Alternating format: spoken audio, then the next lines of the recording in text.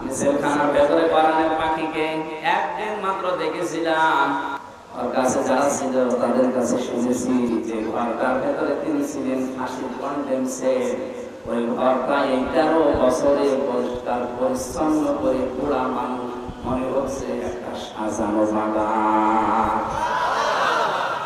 ওখানে তোমার স্ত্রী ছিল না, ক্যালেন্ডার ছিল না, আয়রন ছিল না, অথচ তেল ব্যবহার করতেন, আতর ব্যবহার করতেন, মাথার চুলগুলো পরিপাটি করে রাখতেন। নবীদের এই হাদিসটা ফলো করে 13 বছর এক ঘরে কাটিয়ে গেছে। জেলে থাকা অবস্থায় তো আমি বুঝি না, দোকান থেকে শুনেছিলাম মারা গেছে। পরবর্তীতে ভিডিও দেখলাম, মরা চেহারা মনে হচ্ছে একটা জান্নাতি মানুষ ঘুমিয়ে আছে। অথচ বয়স 83-84 বছর। আমার 33 বছরে আমি পরিষ্কার থাকতে পারি না, চিন্তায় টেনশনে পাগল হয়ে যায়। আর 13টা বছর থেকে গেল কিছু মনে হচ্ছে না।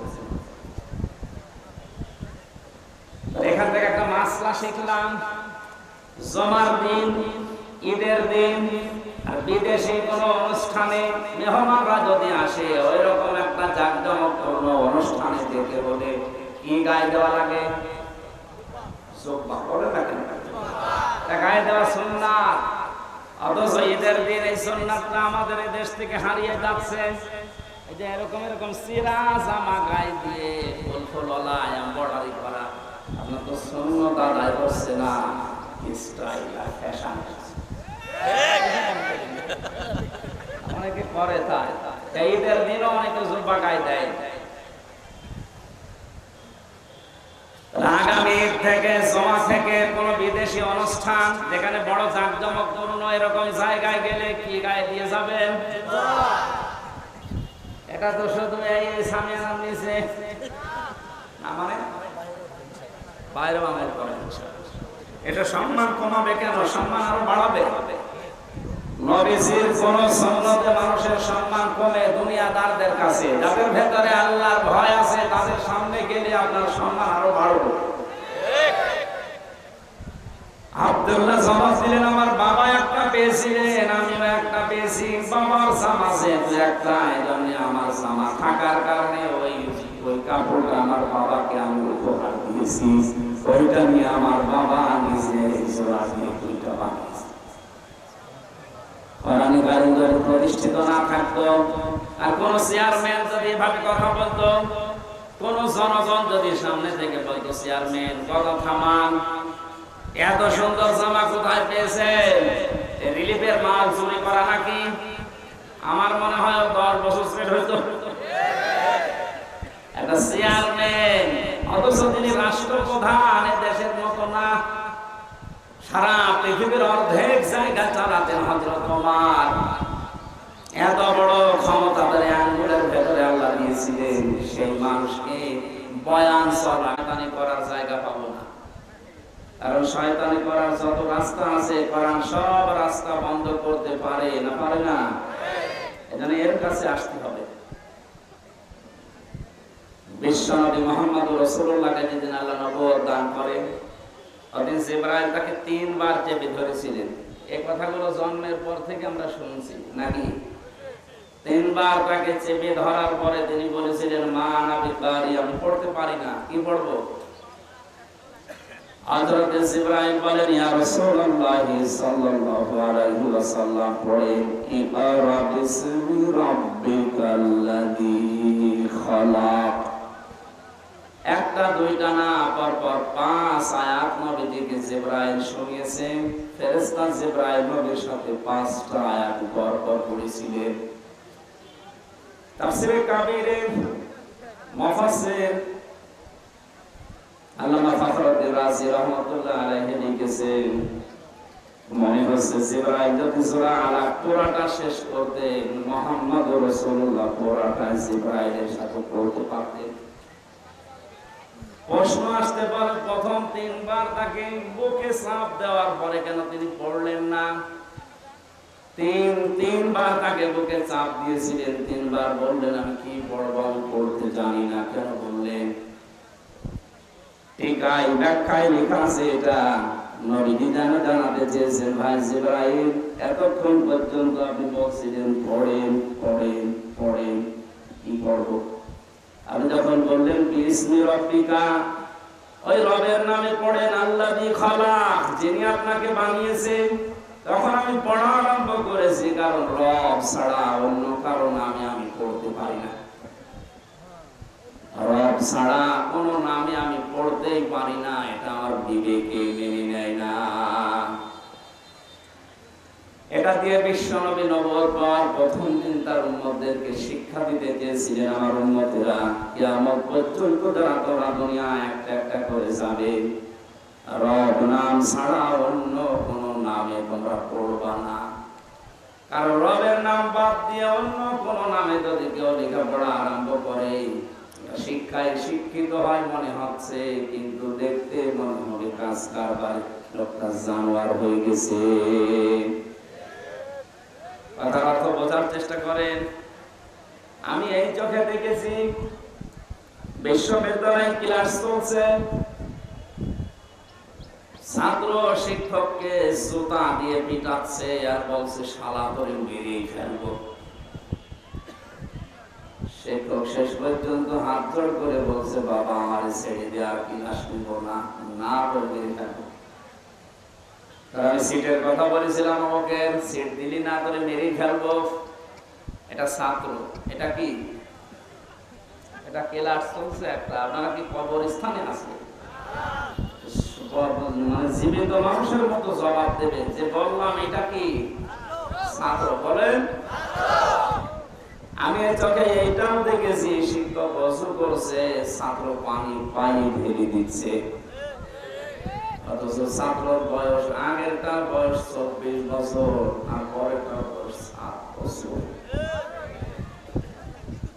ছাত্র তো দুইটাই, ওইটাও ছাত্র এইটাও ছাত্র।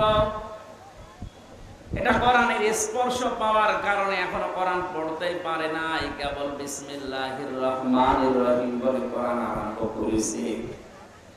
এই কারণে কোরআনে কারীম তাকে মানুষের মতো মানুষ বানিয়ে দিচ্ছে। আর এটার কাছে কোরআন নেই, মাস্টার্স হয়ে যাচ্ছে, ওটা জানোয়ার হয়ে গেছে।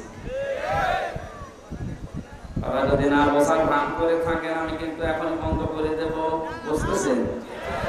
কোরআন মানুষকে কোন জায়গায় পৌঁছিয়ে দেয়, আর কোরআন না থাকলে মানুষ কোথায় পৌঁছায়? বিশ্ব নবীকে এই জন্যই আল্লাহ পাক জানিয়েছেন, হে নবী আপনি পড়েন, কিন্তু আপনার রবের নামে পড়েন।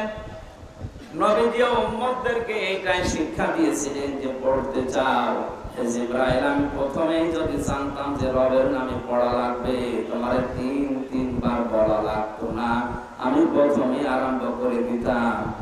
তুমি প্রথমেই খালি বলেছো ইকরা ইকরা ইকরা, পড়ো। কি পড়বো? তুমি তো নাম বলবা যে রবের নামে পড়ো। এদেশের যারা শিক্ষা ব্যবস্থায় আছেন, এই তাফসীর মাহফিল থেকে 18 কোটি মুসলমানের পক্ষ নিয়ে আমি আমির হামজা বলছি, যারা দায়িত্বে আছেন, আল্লাহর নামে পড়ার ব্যবস্থা আরম্ভ করে, তাহলে মানুষ হব আমরা। আল্লাহর নাম বাদ দিয়ে ওই বানরের নাম নিয়ে, সিম্পাতির নাম নিয়ে, সিম্পাতির নাম নিয়ে যদি পড়া আরম্ভ হয়, শিক্ষিত হবে কিন্তু মানুষ হবে না, জানোয়ার হয়ে যাবে।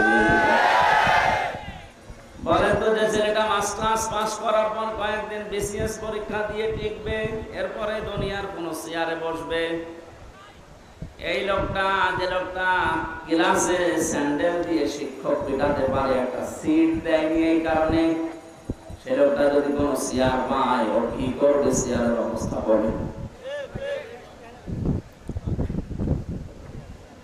নবী জানিয়েছেন, মান কারাল কুরআনা, যে ব্যক্তি কোরআন পড়বে, ফাস্তাজহারাহু, এবং কোরআনকে ইজহার করবে। ইজহার মানে, ইজহার শব্দের শাব্দিক অর্থ হচ্ছে প্রকাশ করা, স্পষ্ট করা, দাঁড় করানো। 99টা অর্থ আছে ইজহারের। কোরআন শুধু পড়ে তা না, কোরআনকে ইজহার করার জন্য, দাঁড় করানোর জন্য, কায়েম করার জন্য, প্রতিষ্ঠা করার জন্য, স্পষ্ট করার জন্য যারা চেষ্টা চালাবে, কেন চেষ্টা চালাবে? এর পরের শব্দে দেখেন, ফাস্তাজহারাহু দেওয়ার পরে নবীজি দিয়েছেন ফাহাল্লা হালালাহু ওয়া হারামা হারামাহু। কোরআন যদি কায়েম হয়ে যায়, প্রতিষ্ঠিত হয়ে যায়, স্পষ্ট থাকে, তাহলে হালালকে হালাল মানা আর হারামকে হারাম মানা সব চলে। কোরআন যদি শুধু পড়া পর্যন্ত থাকে, এদিকে তাকান, কোরআন যদি শুধু পড়া পর্যন্ত থাকে, এটা যদি ইজহার না হয়, যদি কায়েম না হয়, তাহলে অনেক হালাল জিনিস আছে, হালাল জানার পরও আপনি মানতে পারবেন না। অনেক হারাম জিনিস আছে যেটা জানার পরও আপনি মানতে পারবেন না, এরকম পরিবেশ থাকবে। কিন্তু কোরআন যদি কায়েম থাকে, ওই পরিবেশ উল্টিয়ে যাবে। বাংলাদেশে সবাই আমরা জানি ঘুষ খাওয়া হারাম, সুদ খাওয়া বলেন বলেন জেনা করা, কিন্তু এমন এমন দৃশ্য এই দেশে, এমন এমন পরিবেশ তৈরি আছে কোরআন না থাকার কারণে। না, কোরআন আছে কিন্তু ইজহার নেই, স্পষ্ট নেই, কায়েম নেই, কোরআন প্রতিষ্ঠিত নেই। এই কারণে এ জানার পরও আমরা অনেকে অনেক জায়গায় বাধ্য হই হারাম কাজগুলো করতে। এরকম জায়গা নেই? এই যে ব্যাংকিং ব্যবস্থা, সেই ইসলামী ব্যাংক বলেন আর যে ব্যাংক বলেন, এদেশে যদি যাকাত ভিত্তিক অর্থনীতি রাষ্ট্রীয়ভাবে কায়েম না হয়, যদি ফেরেশতা জিবরাইল এসে এই দেশে বাস করে, সে ডাইরেক্ট হোক ইনডাইরেক্ট হোক সুদ খাওয়া লাগবে তার। বলেন কেন? কেন মানে আজকের সভাপতি না টুপি মাথায় দিয়ে আছে, এর ভেতরে সুদ আছে। আন্দোলন না, উনি 200 টাকা দিয়ে ভালো টুপি কিনলো, তো টুপিটা যে ফ্যাক্টরিতে বানিয়েছে, সেই লোকটা লোন নিয়ে ফ্যাক্টরি বানিয়েছে। আমি নিচে গেলাম না, এভাবে গোড়ায় হাত দিতে গেলে দেখা যাচ্ছে আমিও ধরা পড়বো, দরকার নেই। সুতরাং এই জন্য বলছিলাম, জিবরাইল যদি দেশে এসে বলে আমি বসবাস করবো রাজশাহীতে, ওর ওষুধ খাওয়া লাগবে, উপায় নেই। কারণ কি? কারণ কোরআনে দেশে খালি পড়া আছে, ইজহার নেই। কি নেই? কোরআন যদি সত্যি ইজহার অবস্থায় থাকতো, প্রতিষ্ঠিত অবস্থায় থাকতো, আপনি জেনা করে বাঁচতে পারতেন না। কথা বলেন না? আজ অনেকে জেনা করার পরে মিষ্টি বেলায়, বাংলাদেশে নেই? 100টা জেনা করার পরে উনি এখন সাকসেস, এজন্য মিষ্টি বিলোচন করছে। যদি কোরআন প্রতিষ্ঠিত থাকতো, 100টা না, ওই একটা করার পর ওরা আগাকে দিত, তখন বাকি 99টা আর কিছু করতে পারত। প্রথমটাই আগা কাটা শেষ। এই জন্য নবীজি বলেছেন, যদি এটা পড়ার পরে কেউ ইজহার করার চেষ্টা চালায়, আর হালালকে হালাল হারামকে হারাম জানার পরে মেনে নিতে পারে, মেনে নিতে পারবেন যখন কোরআন ইজহার থাকবে। আদখালাহুল্লাহুল জান্নাহ, নবীজি বলেন আল্লাহ তাকে যেন জান্নাতে দিয়ে দিয়েছে। আলেম না আপনি? এখানে আলেম বসে আছে, উপাধ্যক্ষ।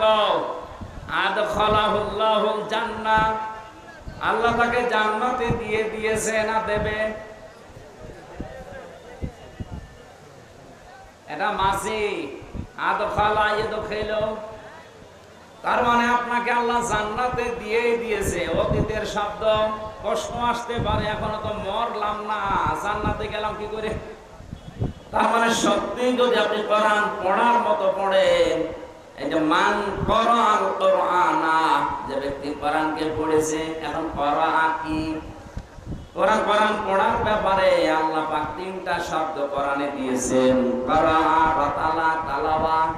এই 3টা শব্দের অর্থ হচ্ছে শুধু পড়া না, শুদ্ধ করে পড়া, ওর মানে বা অর্থ বোঝা, ওখান থেকে প্রাপ্ত জ্ঞানের উপরে প্র্যাকটিক্যাল লাইফে সেট করা। 4 নম্বরে ওই জ্ঞানটা মানুষের কাছে পৌঁছিয়ে ওটা মানার ব্যবস্থা করে দেওয়া। তাহলে ব্যক্তি কোরআন পড়ে, তার ভেতরে কয়টা জিনিস পেলাম? 4টা। বলেন বলেন, আরো জোরে বলেন। 1 নম্বরে কোরআন পড়তে হবে কি করে? শুদ্ধ। আরো জোরে বলেন বলেন। শুধু শুদ্ধ করে পড়লেই হচ্ছে না, ওটার মানে অর্থ বুঝতে হবে। বাংলাদেশের 100 জনের 95 জন মানুষ কোরআন শরীফ পড়তে পারে না শুদ্ধ করে, আর অর্থ বোঝা এটা তো বাদই দিলাম। এখানে শুধু উপাধ্যক্ষ সাহেব আর মাওলানা আব্দুল কায়েম বাদ দিয়ে একটা মানুষকে দেখান তো যে কোরআনের অর্থ একটা একটা করে বলতে পারবে। অথচ অনেক কামের পাশ মাওলানা আমরা বসে আছি। গিরিশচন্দ্র সেনের নাম শুনেছি আমরা, নরসিংদী বাড়ি, বেটা হিন্দু মানুষ। ওরা কোরআন শরীফ পড়া না, ওরা কোরআনের অর্থ ব্যাখ্যা এমনকি তাফসীর লিখেছে লোকটা। আমি বিশ্ববিদ্যালয়ে থাকাকালীন ওর লিখিত একটা তাফসীর পেয়েছিলাম, লেখক হচ্ছে গিরিশচন্দ্র সেন ভাই। বলেন একটা হিন্দু মানুষ। আমরা যেখানে কোরআনের 5টা অর্থ করতে পারি না, আর প্রতিটি শব্দের এক একটা শব্দের কমপক্ষে 33টার উপরে অর্থ মুখস্থ ছিল, নয়তো তাফসীর লিখতে পারতো না। কোরআনে এমন এমন শব্দ আছে যে শব্দ একটা অর্থ না একাধিক অর্থ আছে, যেখানে যে অর্থ সেট হয় ওখানে ওই অর্থ আপনাকে বলা লাগবে। তাড়াতাড়ি বসো। কোরআনে কারীম নবীজি শব্দ দিয়ে যে বললেন মান কারাল কোরআনা, যে ব্যক্তি কোরআন পড়ে, পড়ার ভেতরে অর্থ কয়টা পেলাম? শুদ্ধ করে পড়া, বুঝতে পারা, ওর উপরে নিজে কাজ করা, ওইটা মানুষকে পৌঁছিয়ে মানানোর ব্যবস্থা করে দেওয়া। এইভাবে যদি আজ বাংলাদেশের 96% মুসলমানেরা সত্যি কোরআন পড়তো, আর এটা ইজহার করার জন্য যদি 96% মানুষের চেষ্টা চালাতো, তাহলে হালালকে হালাল জানা আর হারামকে হারাম জানার পরে মেনে নেওয়া সহজ হতো না কঠিন হতো? পানির মতো হয়ে যেত। আজ আমরা এগুলো করি না, অনেকে শুধু পড়ার লাইনে আছি, এটা বোঝার মতো মন মানসিকতা নেই, মানবে সে চেষ্টা তো নেই, এটা যে মানুষকে মানাতে হবে এই চেষ্টাও আমাদের নেই। এজন্য কোরআন পড়ছে ঠিক, কিন্তু হালালকে হালাল জানার পরে আমরা মেনে নেওয়ার মতো ভাস পাচ্ছি না, সে পরিবেশ নেই। মানতে গেলে আপনি বিপদে পড়বেন। কোরআন যে দেশে ইজহার আছে ওখানে মানতে গেলে বিপদে না আরো পুরস্কৃত হওয়া যায়। হযরত ওমর কোরআনে কারীম যেহেতু প্রতিষ্ঠিত করেছিলেন, এজন্য তার দেশে মানুষ যদি কোরআন মানত সে বিপদে পড়তো না, আরো পুরস্কার পেত। সুবহানাল্লাহ বলতে পারেন? তিনি বক্তব্য দিচ্ছিলেন, হঠাৎ করে মানুষের হক কি এই বিষয়ে কথা বলতে বলতে আলোচনা তিনি বন্ধ করতে বললেন। এক মুসল্লি এরকম একজন লোক ডাক দিয়ে বলে, খলিফা আপনার বয়ান বন্ধ করেন, আপনার ওয়াজ বন্ধ হওয়া লাগবে। কেন? গনিমতের মাল হিসাবে যে সম্পদগুলো এসেছিল প্রত্যেকে একটা করে কাপড় আমরা পেয়েছি, সেটা দিয়ে জামা বানিয়ে কেউ গায়ের উপরে দিয়ে এসেছি নামাজে, আর আপনার গায়ের ভেতরে 2টা জামা দেখা যায়, একটা জামা একটা পায়জামা। কোথায় পেলেন আপনি? আপনি ক্ষমতায় আছেন এই জন্য বেশি করে নেবেন। হযরত ওমর বললেন, এই জবাব যদি আমি না দিয়ে ওই যে আমার ছেলে আব্দুল্লাহ আছে ও জবাব দেয়, দিতে পারবা? দিতে বলেন। হযরত আব্দুল্লাহ প্রথম কাতারে বসেছিলেন, ডাক দিয়ে বলেন, আল্লাহর নবীর সাহাবীরা আপনারা যেমন একটা একটা করে পেয়েছেন, আমার বাবাও একটা পেয়েছে, আমিও একটা পেয়েছিলাম।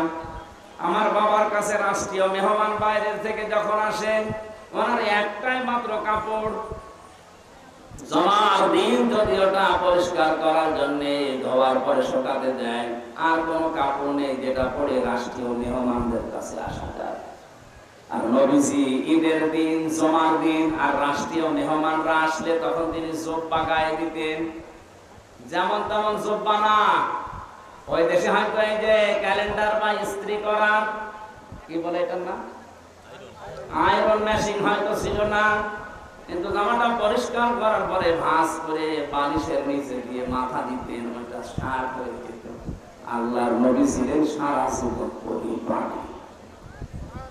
পড়ে আমি পড়ি, আমাদের যদি মন ওইভাবে তৈরি করে কোরআনে কারীমকে ইজহার করতে হবে, যদি ওই মন নিয়ে করতাম, বাংলাদেশে 96% মুসলমান কেউ বাধা দেওয়ার সাহস পেত, কেউ রাজনীতি বলতো, বলেন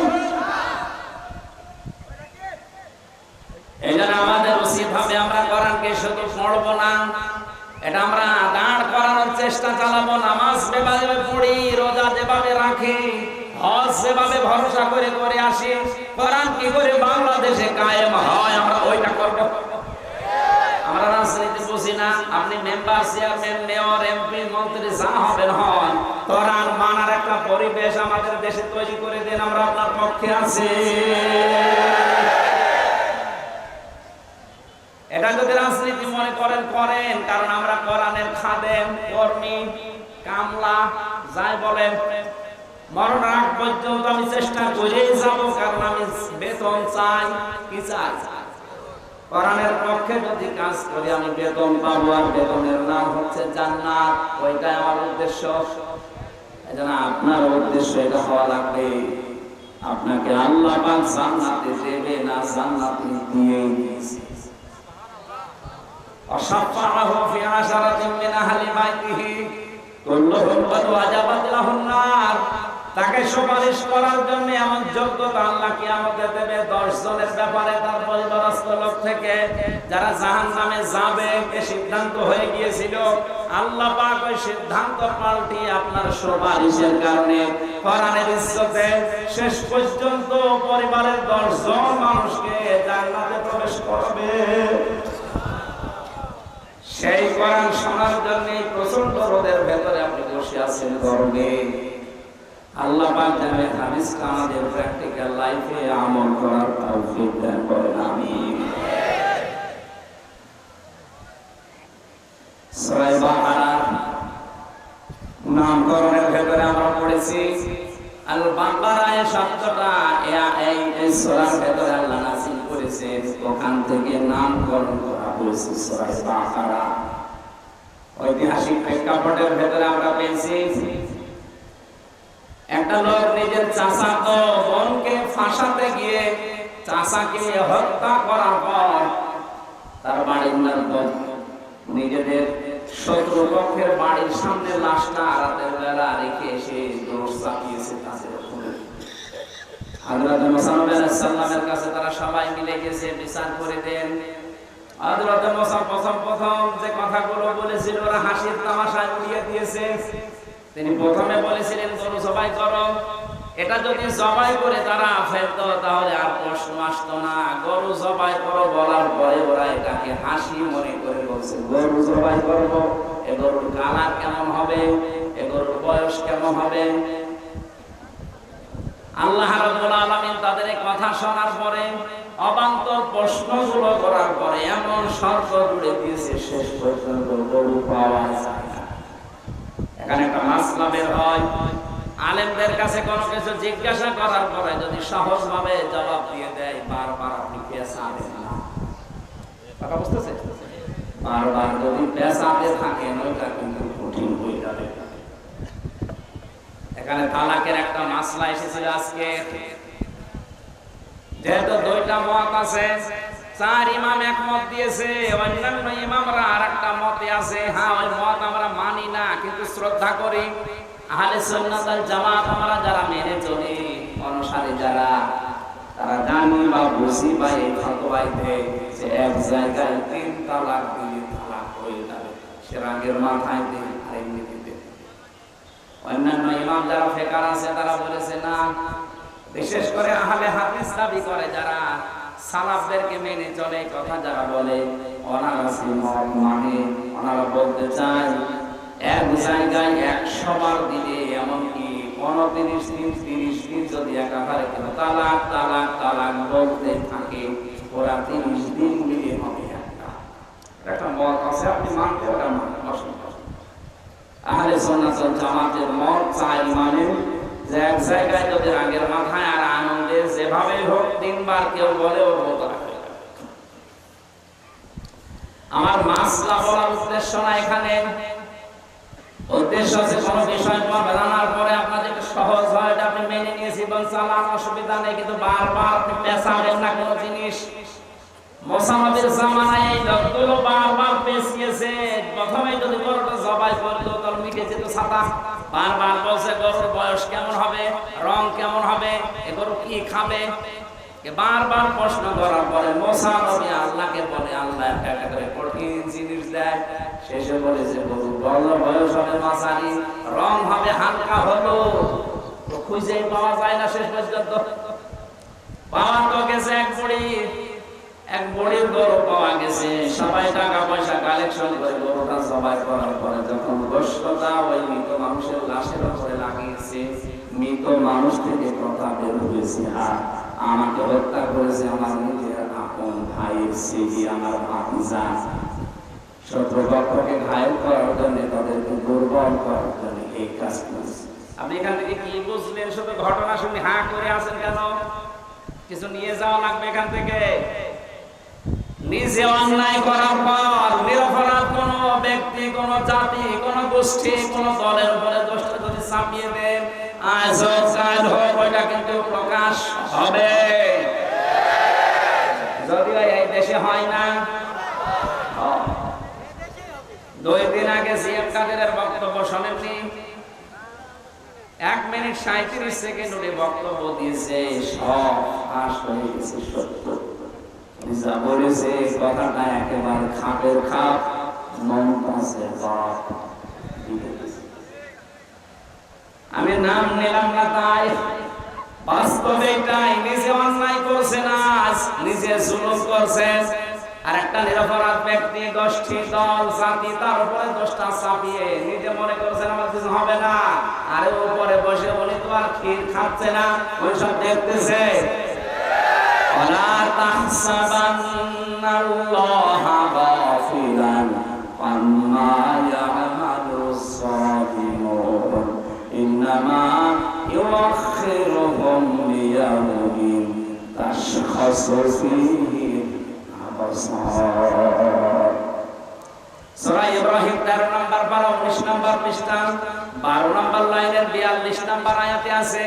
এটা ফি জিলালিল কোরআন তাফসিরে পাবেন। আল্লাহ পাক বলেন, হে নবী, আপনি কি মনে করেন যে জালেমদের সম্পর্কে আমি গাফেল, কিছু মনে রাখি না, কিছু খোঁজ রাখি না? কে বলেছে? সবচাইতে বেশি নজর আমার জালেমদের দিকে। যেদিন চক্ষু উল্টিয়ে যাবে, ইন্নামা ইউআখিরুহুম লিয়াউমিন তাশখাস ফীহিল আবসার। মানুষের যেদিন দিক দাঁড়া হারিয়ে যাবে, চোখ উল্টানোর মতো হবে, এই দিন পর্যন্ত ওদেরকে আমি একটু ছাড় দিয়েছি। সুতরাং জালেম যারা আছেন, নিজের নফসের উপরে, পরিবারের উপরে, সমাজের উপরে, জনগণের উপরে জুলুম করছেন, থামেন আপনি। আপনাকে আল্লাহ ছাড় দিয়েছে, ছেড়ে দেবে না।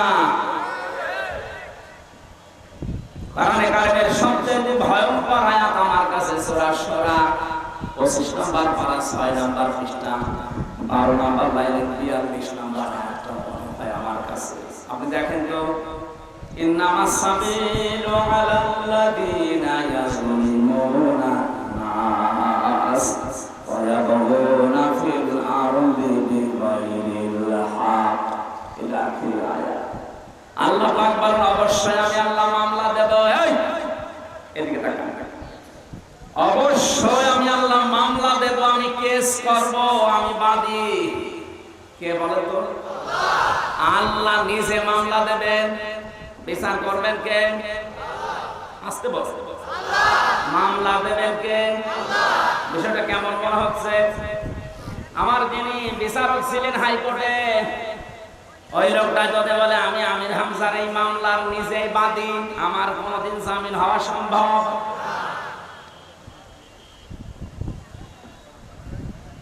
আরে ভাই, আমি তো 3 বছর থেকে আসলাম অন্য কারণে। আমার যদি এরকম কোন সাধারণ মানুষ মামলার বাদী হতো, মুখ বন্ধ করার জন্য 5 লাখ 10 লাখ 50 লাখ টাকা মুক্ত করে মেরে মুখে বন্ধ করে দিতাম। মামলার বাদী তো এরকম সলিমতি পরিমতি না। মামলার বাদী একেবারে সরাসরি জিবরাইল। এজন্য ওরে টাকা খাওয়িয়ে কাজ নেই। মামলার বাদী যত বড় হয়, বিচার তত ঝামেলা। কি আজকে বাংলাদেশে কার বিরুদ্ধে যদি প্রধানমন্ত্রী নিজে মামলা করে, ওইটা তো ছোটখাটো। আল্লাহ বলেন, আমি মামলার বাদী। কাদের? ইয়াজলিমুনা নাস, ইয়াসলিমুনা এটা মজারে বর্তমান ভবিষ্যৎ প্রেজেন্ট ফিউচার। এখানে ইয়াসলিমুনা আল মুসলিমুনা নেই, ইয়াসলিমুনা নাস, যারা মানুষ হয়ে মানুষের উপরে জুলুম করে, তাদের অধিকার নষ্ট করে। আল্লাহ বলেন আমি নিজে তাদের মামলার বাদী, আমি নিজে মামলা করব। বাংলাদেশে আজকে মিলিয়ে দেখেন 100 জনের আমার মনে হয় 95 জন এখন আল্লাহর মামলার আসামি। আমরা